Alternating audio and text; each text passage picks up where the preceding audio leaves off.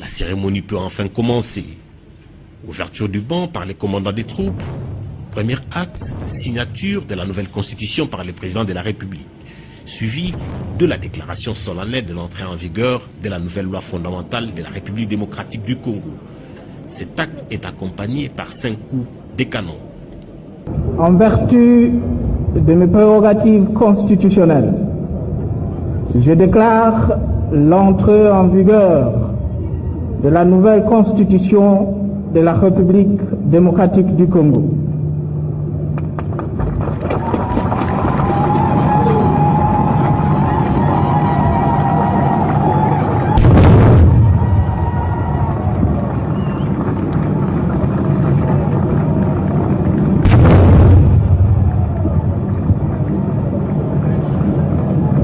Trois coups de canon retentissent à nouveau, suivis de la descente de l'ancien drapeau, accompagné de 5 autres coups de canon et montés de nouvelles couleurs nationales.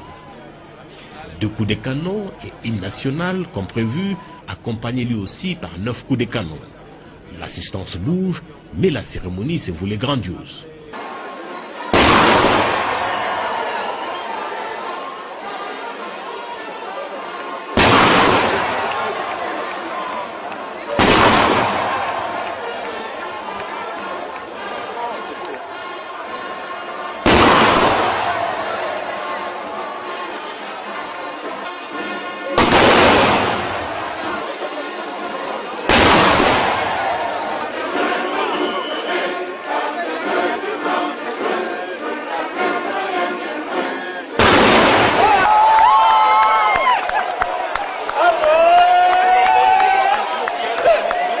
Benoît Luamba Bindu, premier président de la Cour suprême de justice, reçoit des mains du chef de l'État l'original de la nouvelle constitution en sa qualité de garde de sceaux.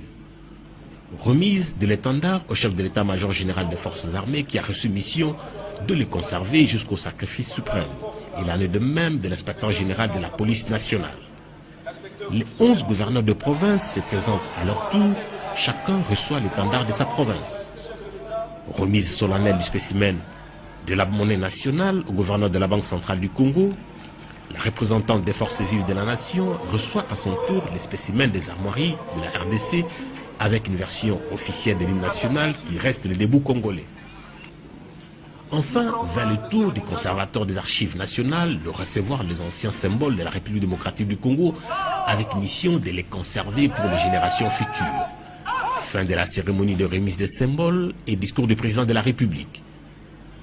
Avant d'expliquer la procédure de l'élaboration de la nouvelle constitution promulguée,